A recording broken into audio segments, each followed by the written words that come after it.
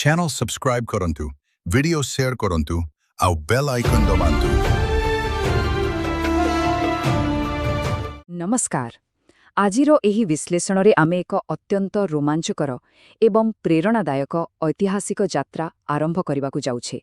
आमे कथा हेबा जणे एमती महान भारतीय स्वाधीनता संग्रामी एवं आदिवासी लोकनायकंक विषयरे जहांक जीवन कहानी प्रायतः एक पौराणिक गाथा परि लागे। आज्ञा हाँ, से हेउछंती स्वयं भगवान बिरसा मुंडा। ब्रिटिश साम्राज्य विरुद्धरे आदिवासी प्रतिरोधर एक शक्तिशाली रूपरेखा से ही प्रस्तुत करिथिले। तांकर सेही अदम्य साहस आउ इच्छाशक्ति किपरि एक विशाल संप्रदाय को एकजुट करिथिला, आसंतु ताहा उपरे नजर पकाइबा। एबे टिके एही संख्याटी उपरे ध्यान दियंतु तो, मात्र 25।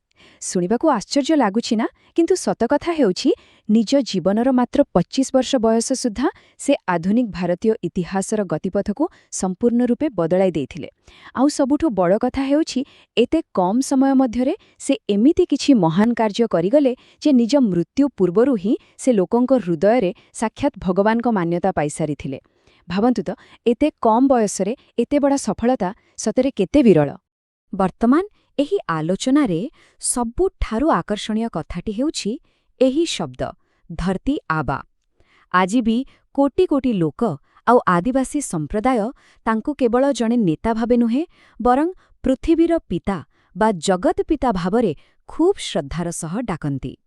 एथिरु आमे स्पष्ट भावे बुझिपारिबा जे तांकर प्रभाव केवल राजनैतिक नथिला, लोकमानंक सह तांकर एक बहुत गभीर आत्मिक संपर्क थिला, जाहाके आजि भी जीवित अछि। एवं आजिर समयरे भी एही महान व्यक्तित्वंकर प्रभाव केते विशाल ताहा आमे सहजरे देखिपारिबा। देखंतु, मात्र 25 वर्षर सेही क्षुद्र जीवन आजि आम देशर व्यवस्थारे एक बहुत बड़ स्थान अधिकार करिछि। तांको सम्मानार्थे भारत सरकार तांको जन्मदिन अर्थात नवेम्बर 15 को जनजातीय गौरव दिवस भावरे पालन करिबा पई घोषणा करिसंती। आउ सबुठु आश्चर्यर कथा कोन जानिछंती, तांकर ऐतिह्य एते शक्तिशाली जे 2000 मसीहा नवेम्बर 15 तारिखरे तांकरी जन्मजयंती अवसररे ही झारखंड राज्यर गठन करा जायथिला। गोटे छोटो जीवन काल देशर नक्शारे नुआ भौगोलिक रेखा टाणीदेला। एहाठारु बड़ कथा कोन होई पारे? ठीक अछि, एबे आसंतु सीधा सड़क आलोचना करिबा तांकर प्रारंभिक जीवन एवं शिक्षा विषयरे, आउ जानिबा भगवान बिरसांकर एही महान यात्रा केमिति आरंभ होइथिला। समयर चक्रकू जदि आमे टिके पछकू घुराइबा तेबे देखिबा जे टांकर यात्रा आरंभ होइथिला 15 नवेम्बर 1875 मसीहारे। वर्तमानर झारखंड राज्यर खुंटी जिल्लारे थिबा एक छोटिया गाँ उलिहातुरे से जन्मग्रहण करिथिले। पिता सुग्ना मुंडा और माता कर्मी हातुंक अतुट स्नेह आदररे से बड़ होइथिले। परे जाई तांकर प्रारंभिक शिक्षा चाईबासा ठारे थिबा जर्मन मिशन स्कूल रे संपन्न होइथिला। एही ठारु ही प्रकृतरे तांकर चिंताधारा विकसित हेबाकू लागिला एवं बाह्य जगतरे चालिथिबा घटनावळीकू से बेस भल भाबे बुझी पारिले। वर्तमान आमे बढ़िबा परवर्ती विषय आड़को, जहा हेउछि तांकर सामाजिक एवं धार्मिक संस्कार। जड़े समाज संस्कारक भावे तांकर अवदान संपर्करे जानिबा। निजर शिक्षा ओ अनुभूतिरु बिरसा खूब शीघ्र बुझी जाइथिले जे समाज को मजबूत करिबाकू हेले आग एहाकू भितरु सजाडिबाकू पड़िबो। तेणु ब्रिटिश शासन विरोधरे अस्त्र धरिबा पूर्वरु से निज समाजर मूल दुआकू मजबूत करिबा कामरे लागि पड़िले। सेतेबेले समाजरे घर करी रहिथिबा अंधविश्वास विरुद्धरे से निर्भୟରେ स्वर उत्तोलन कले। ता सहित आदिवासी समाजरे जो मद्यपानर खराब अभ्यास व्यापी थिला ताकू मूलरू शिष्य करिबा पई से कठोर पदक्षेप मध्य नेइथिले। आउ गोटिए बड़ कथा हेला से एकेश्वरवादर प्रसार करिथिले। मोटामोटी भावे कहिबाकू गले निज लोकंकर जीवनशैली रे गोटे बड़ सकारात्मक परिवर्तन आनिबा ही थिला तांकर एकमात्र लक्ष्य। समाजरे धार्मिक एकता आनिबा पई से एक अभिनव पदक्षेप नेइथिले। से बिरसाइत नामक एक संपूर्ण नूतन धार्मिक मतवादर मूलदुआ पकाइले। आपण भाबुथिबे एहार उद्देश्य कौन थिला? एहार मूल उद्देश्य थिला समस्त विभाजन को भूली लोकमानंकु एकाठी करिबा एवं केवल जणे ही ईश्वर जहांकु से माने सिंबंगा कहुथिले तांकर उपासना करिबा। एही गोटिए विचार आदिवासी संप्रदाय मध्यरे जेउ अद्भुतपूर्व आध्यात्मिक एकता और शक्ति सृष्टि कला ताहा प्रकृतिरे अविश्वसनीय। आउ वर्तमान आमे सही समय रे पहुंची गलेनी जोठारु प्रकृत संघर्षर न्याय जळिथिला।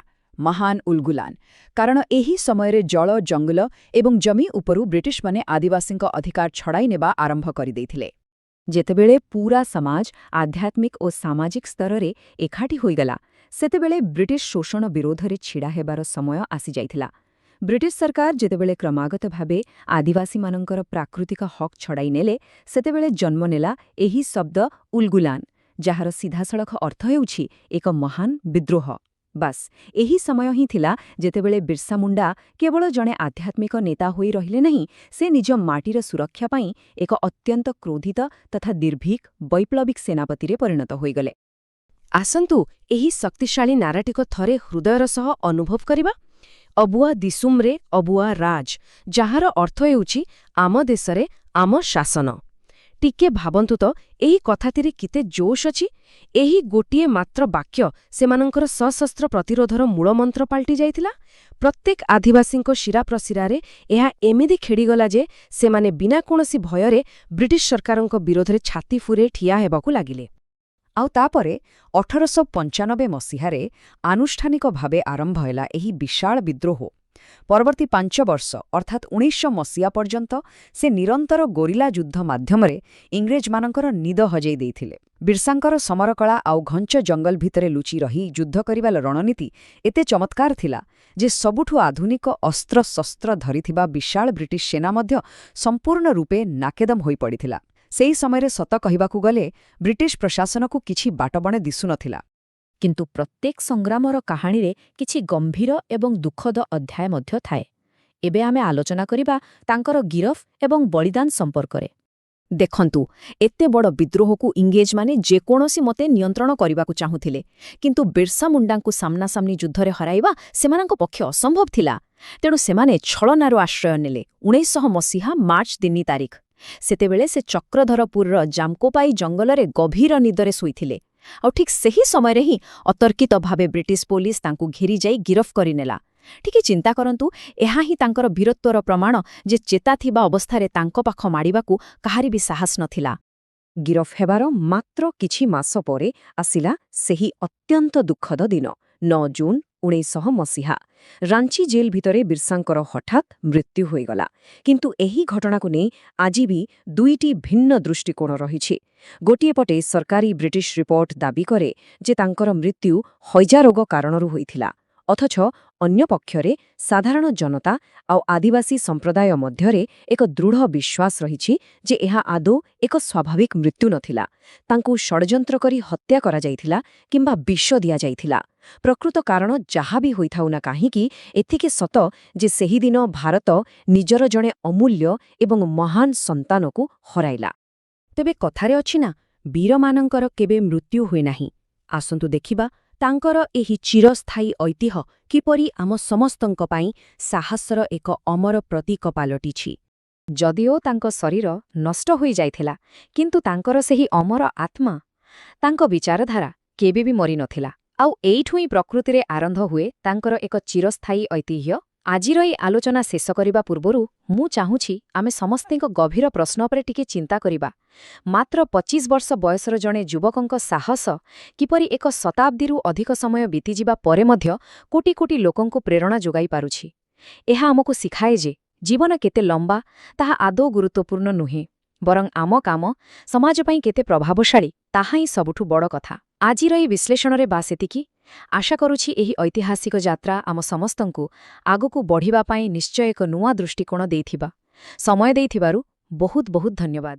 ମୁଁ ବହୁଜନମାନଙ୍କ ପାଇଁ ଏବଂ ଆମର ମହାପୁରୁଷମାନଙ୍କ ବିଷୟରେ ଭିଡ଼ିଓ ତିଆରି କରେ, କିନ୍ତୁ ମୋର ବହୁଜନ ଭାଇମାନେ ମୋତେ ସେତେଟା ସମର୍ଥନ କରନ୍ତି ନାହିଁ। ସେଥିପାଇଁ ମୋର କୌଣସି ଦୁଃଖ ନାହିଁ। ମୁଁ କେବଳ ଚାହୁଁଛି କି ଆପଣ ଏହି ଭିଡ଼ିଓକୁ ସେୟାର କରନ୍ତୁ, ଯାହାଫଳରେ ଆମର ଲୋକମାନେ ଏହାକୁ ଶୁଣି କିଛି ଶିଖିପାରିବେ ଏବଂ ଜାଣିପାରିବେ। ଧନ୍ୟବାଦ। ଜୟ ଭୀମ। ଚ୍ୟାନେଲ ସବସ୍କ୍ରାଇବ୍ କରନ୍ତୁ, ଭିଡିଓ ସେୟାର କରନ୍ତୁ, ଆଉ ବେଲ୍ ଆଇକନ୍ ଦବାନ୍ତୁ।